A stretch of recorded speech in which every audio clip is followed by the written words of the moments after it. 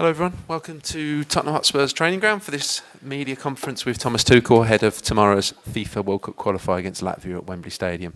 As ever, we can keep it to 2 questions per person and we can get around you as many as possible. Rob, do you want to start? Thomas, good to see you. Hi, Sam. You've had some time to kind of digest, I suppose, and look back at that first game in charge for you as England's manager now. What's been your main take from the game and what's been your biggest message to the players? Well, there were some messages already, but it was also recovery day yesterday, so we gave the players also a bit of time to breathe and enjoy a bit of time off before we start today again on match day -1 to prepare for the match tomorrow. In general, I was very happy with the effort and how we started the game. We played a lot of passes. We were totally dominant. We were well structured, so we conceded absolutely no counterattacks. We were very well aware of the long balls and collecting the second ball. So we put a lot of effort in. This was maybe not so visible and was not so exciting to watch and not so attractive, but it was necessary to keep Albania to an absolute minimum of no big chances at all. The effort of the team to play in the structure and the effort in the counter pressing after ball losses was very high, was very good. The game was a little bit strange because there were not a lot of ball losses. There were not a lot of interruptions in the game, so it was quite tiring.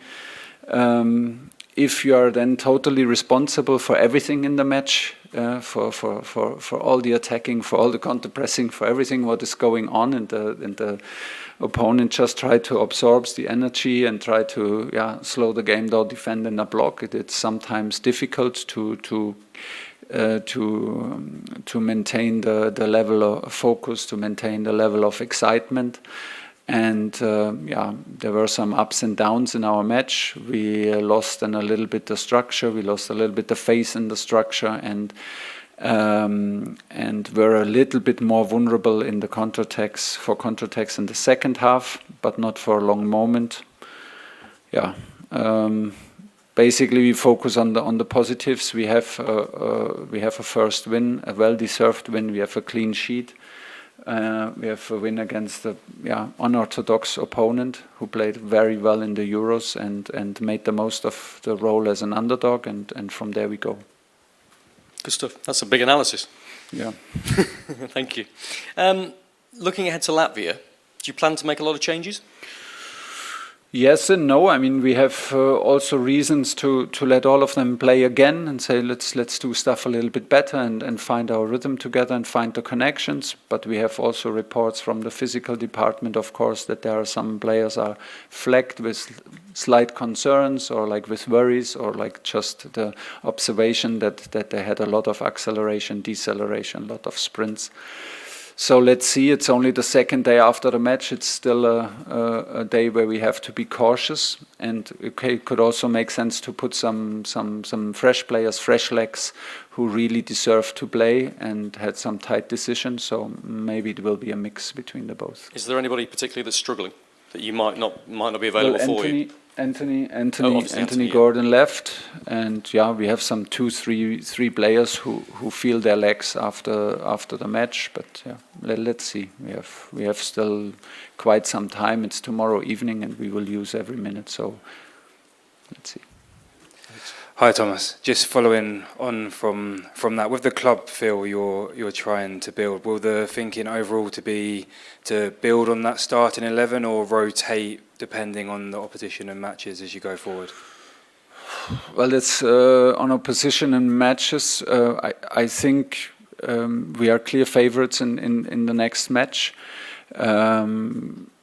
I think it will be difficult to predict what Latvia is exactly doing. Of course, we are right now watching at clips from their match against Andorra. We're watching clips from North Macedonia. We're watching clips from Faroe Island.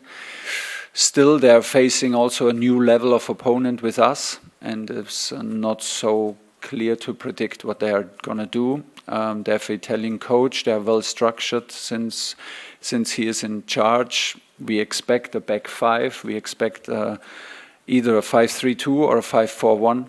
But we were able to push Albania back, not let Albania create anything. Normally with the strong long balls, the strong movements when they change lines and with the wingers come from outside inside.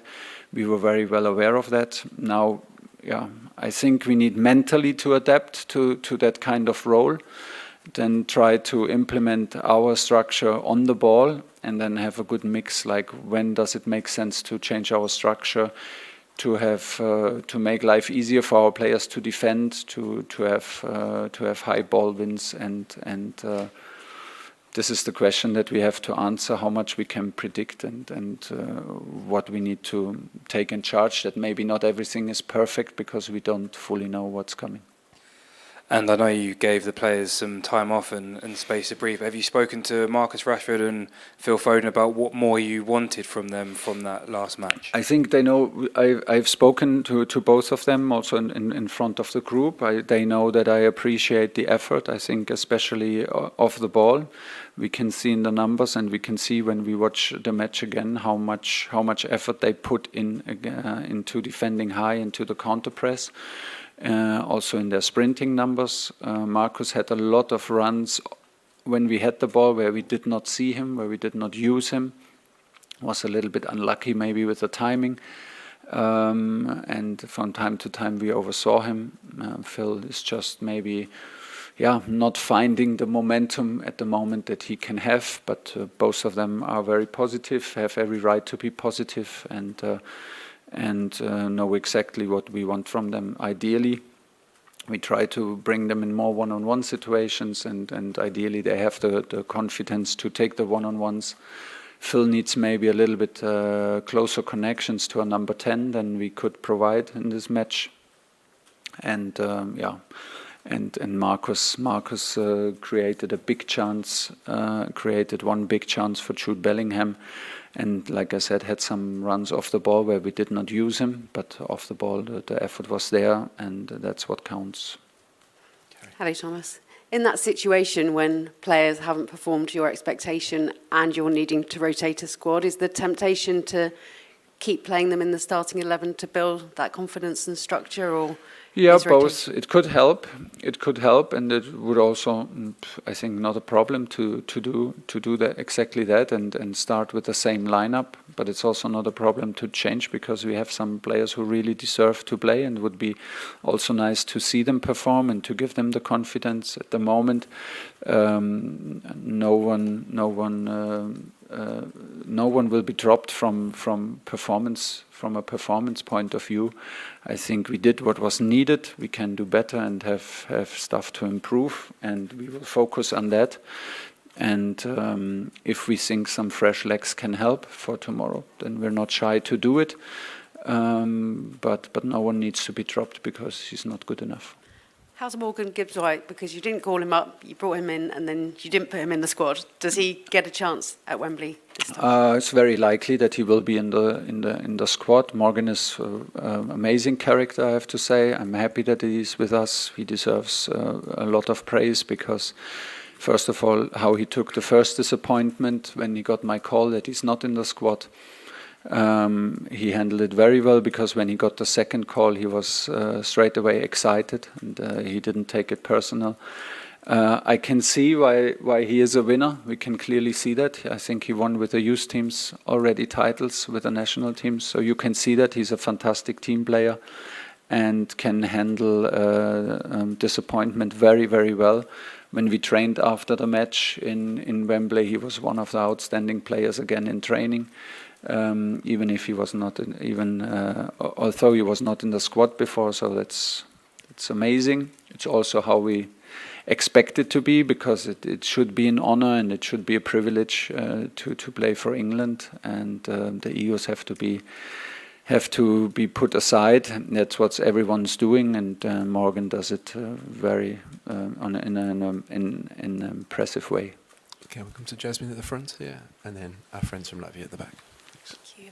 Thomas, your honesty is incredibly refreshing. Even after a 2-0 win game, you still said we need to do better. What does better look like to you? A little bit more structured, still a higher rhythm, more penetration in the opponent's box, more runs off the ball, and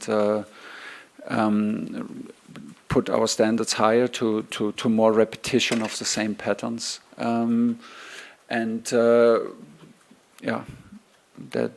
That's basically it. I think the most important was that from the excitement and the input throughout the week, we could see that everyone was ready. Everyone was ready to push the other one. The energy was right. The attitude towards teammates and within the group was very, very good. It was still, I can just repeat myself, was a quite complicated match to play against a well-organized and good defending team. And still we have room to improve. We can be more aggressive. We played a lot of passes, especially in the first half. When it comes to the last 20 meters, we have to think more about scoring, have a bit shorter connections, like I said, and a bit more aggressive runs off the ball. That's what we're trying to do, and maybe we can straight away show tomorrow. Hello, Raymond from Latvian television. Under new coach, Latvia is still trying to find its identity. Of course, we don't have a lot of representation in major leagues, but we have young squad. Are there any players that are standing out in your opinion, and who would you take most consideration? Who would be the most dangerous player in our team? I know all the faces of your players, but I have to admit that I don't know all the names. If you ask me, you have one key player out, unfortunately for you. Good for us, one key player in the half left midfield. I think you have an identity. I think the identity with the new coach is pretty clear. You play a 5-3-2. You play a 5-4-1. You play straight forward, very, very quickly, straight forward into the two strikers. You have wing-backs on the side who then support to attack. You have a number 8, minimum one number 8, two strikers in the box. And you try to cross very early. So I think there are quite some patterns already visible. I think it's also, you have to be patient and trust in the process. We can clearly see that you have a young team, and we will prepare professionally, and we will raise our standards hopefully to be the winner, because that's what we demand of ourselves. But we respect the quality and quality of the coach and the team, of course. Matīs Timofejovs, Latvian television too. Thomas, you have a great career in club football in Europe, Germany, France, England. What can you feel already right now in England? What's the main differences to manage club and manage a national team? That I'm the most happy when I'm football coach in England. This is what I can tell you, because I think it's a very special place to be. It's a very special group of players, and the league and the approach of the fans to the league shapes the character and the attitude of the players, which is always a pleasure to be around, and there is no difference. It feels like training camp. It feels like a pre-season a little bit, because you're 10 days together, so it's very condensed and it's very intense. Period work of time. Once the games are over, it's very different, because you watch a lot of games, but you don't have the close contact to the players, which I love the most. But it's exciting, because we have 16, 17 months and a big target. We want to qualify for US, and we want to arrive as a strong group who's ready to go all the way. So it's an honor, it's a privilege, and it's a lot of fun so far. Hi, Thomas. There were doubts before the game between a back three or a back four for your team. You ended up picking a back four. Yeah. Curious about your process on picking a back four, and if this is the final asset of your team going forward. Not necessarily. I mean, it was our first game together, and it's important to have these games together to get to know each other better, and see how the connections work, and see where we can improve, and where we have maybe slight problems. It's always about the players who gives what to the team, and then find the best system that they feel the most comfortable and be the most threatening and at the same time most balanced squad. At the moment, we thought that the first idea was very quickly that we wanna play very offensive, also with very offensive wingers. If you play normally with a back five, then you play with wing back positions, and you have maybe sometimes only 3 offensive players, goal scorers on the field. We opted for a back 4 to have at least 4 plus a hybrid midfielder on the pitch. Was Curtis Jones. It can be then from time to time in this formation that we played now, can be even like 5 offensive players, which we will also try from time to time and see if we get the balance right, if this is possible. We still have the option to play with 3 central defenders, which I'm also familiar with, and which has also advantages. And let's see. I think the players in the end will make the choice how good we are, how good we adapt to the different approaches. Football now is very fluid, so systems are maybe just static in goal kicks and in kickoffs, and then it becomes very fluid. And it's more about connections and finding principles that everyone can buy into. And this is what we're trying. Okay, guys, we'll end it there. Thanks for your time. Finish.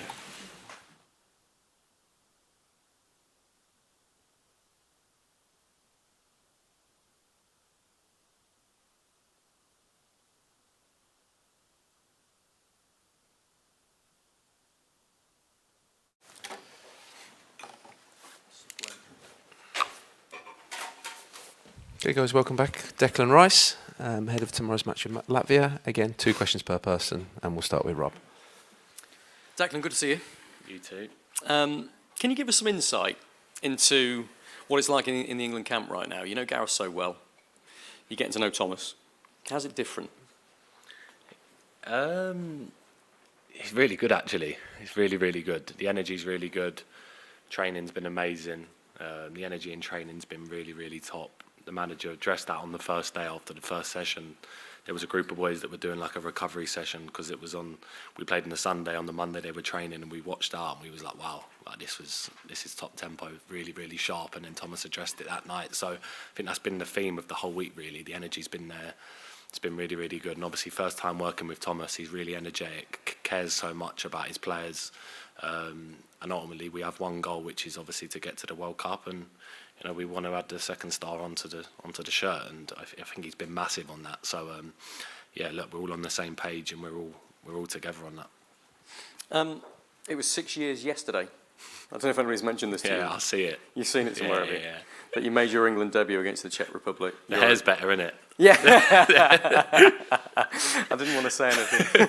No, you can. I'm glad you said that. You're a young lad back then. I know, it's scary. I mean, look, how much do you think in what way do you think you've changed, and in what way do you think this England squad's changed? 'Cause it strikes me both have changed an awful lot.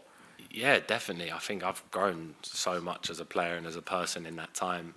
I've played with so many players. I think 6 years ago, I remember ex-pros like that are retired now when I was at West Ham telling me, Dec, enjoy your career because it goes so quick. And already it's 6 years in an England shirt. Like, it goes so fast.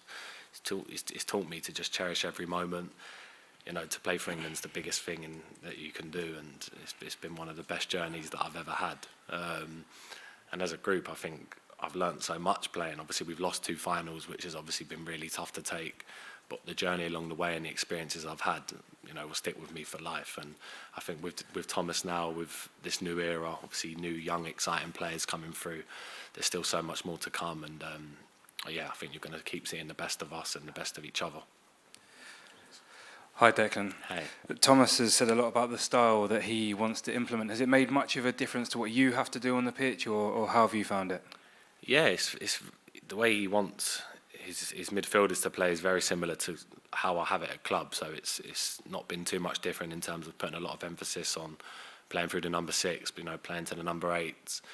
we haven't had a lot of time to train just because of obviously scheduling with lads being on different programs. So over time, you know, we're going to be able to get his style much more. But the other night, in terms of passing the ball really well, obviously Albania didn't press us as high as we probably wanted and what we'd set up for. But we passed the ball really well. There was a lot of things there that he was happy with, but stuff that for sure we can keep improving on. So over time, I think you're going to see a team that's, you know, Thomas's team, you know, like how he really wants to work. So as long as we keep getting that time on the training pitch and keep connecting together, I think it'll be really good. Harry Kane scored his 70th goal the other night in 104 games. Obviously, you've played with him for a long time. An incredible record. When he's in the team, does it just give you that extra belief that whatever competition you can go to, you can achieve anything, really? For sure. He's insane. Honestly, if you've seen him train, I've seen him train now for so long. I've seen him play so many games for England, and the amount of times he's bailed us out with a goal or scored a hat-trick or scored a brace. The other night, what was good about that goal for me as well was how he took the touch, waited for the defender to come across, then created the space. Not a lot of people would think like that, and that was just top level. And he's been doing that at Bayern Munich now. I think he's close to 100 goals for them in 2 seasons overall. So he scored 70 for England. He's an unbelievable guy, great captain, and I'm sure he's looking at the 100 mark for England. So I think he can get that for sure. Hello. Hello, you're right. No, I'm good, thank you. Thomas has just said the one thing he loves about his job is building that connection with players. We know he's a serial winner. You probably think it's the tactics, the structure. So how has he been building that with you? I think just how he is as a person, like his whole character. He's been amazing, like on the training pitch, how he puts his arm around you, like just makes you feel loved and, you know, welcome. And as a player, I think that's such a like special thing to feel loved by your manager. It gives you the confidence to go out there and, you know, really perform. And he's done that with a lot of players this week. And honestly, the lads are buzzing off him. And the way training's been, it's been really high level. The energy's been really high. And that comes from him, you know, because of how he is as a character, his charisma. So yeah, I think it's only been the first week, but it's definitely exciting times. And for sure, we can all keep improving in that sense as well. That arm around you is probably a bit surprising because he's been very direct in some approaches and what he's talked to us about. And what was quite surprising is him giving you all permission to be direct to one another and to hold each other account. I think you can be quite direct anyway, so we were probably quite surprised to hear that. But is that a reality? Being given that permission allows for more honesty in the dressing room? Yeah, that's what we've spoken about in terms of putting more ownership on each other, demanding more for each other, because we all get on so much as a team. We're like a group of best mates. But to win and to be the best, sometimes you need to have uncomfortable conversations on the football pitch. And he's been really big on that in terms of pushing each other more. If there's something that needs to be said, say it, because it's not a personal thing. It's just to help the team and to help us improve. And he's put real emphasis on that. So, yeah, he's been really good in that sense. And definitely with me, you know, I've not always had to have uncomfortable conversations with people because I get on with everyone. But it's definitely somewhere I can improve in my game. That's an off the pitch thing in terms of pushing people more and demanding more of others. And it's the same for the whole group. You know, if we want to win, you need everyone buying into that and being able to push each other.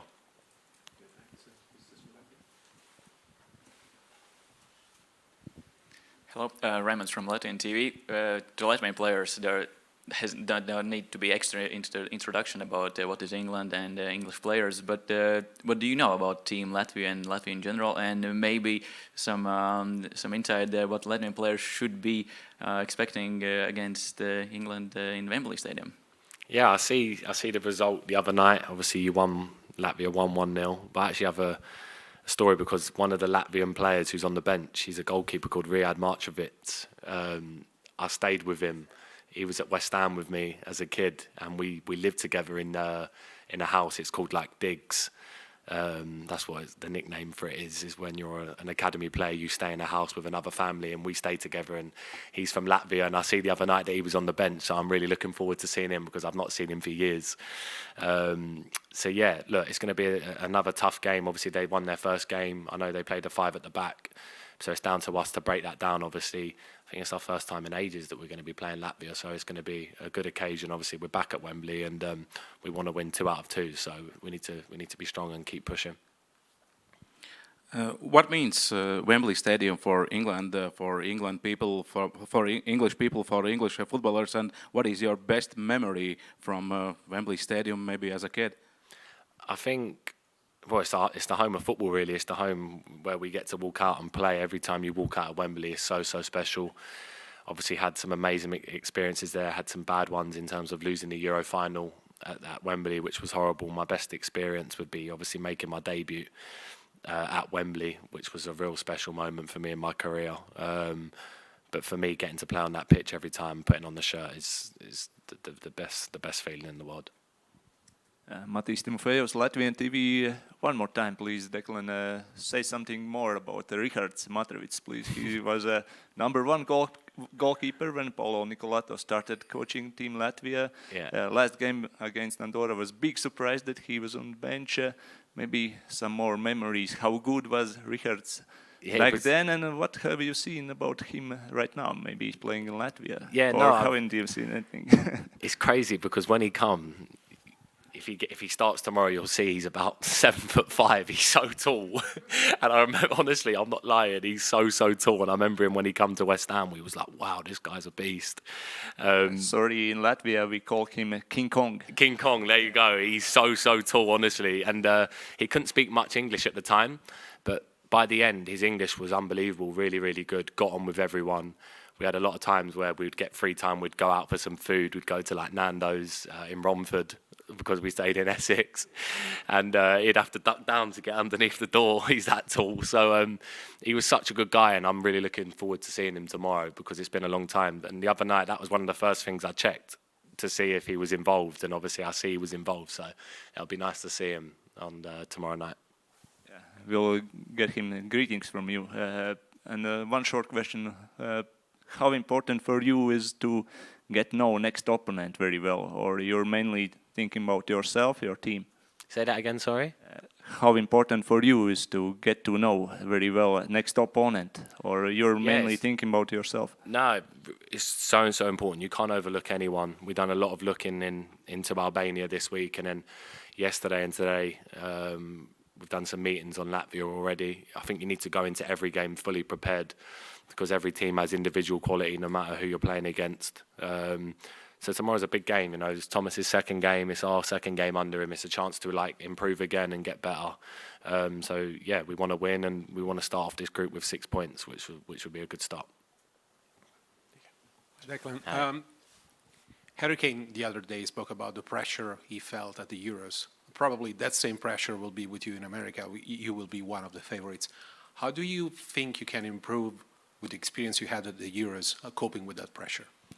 Yeah, I think that's one thing I've noticed playing for England. It's the biggest pressure you can have. You know, all eyes are on it. Everyone from the country comes together to support England. Obviously, we've lost 2 finals now, but we know as a group we can succeed and we can win.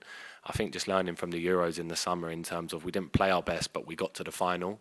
That was a good sign, but in terms of now we can be one of the best teams and go on and win it as well, for sure. So it's about sticking together, like I said, having a good group of core players that want to push each other.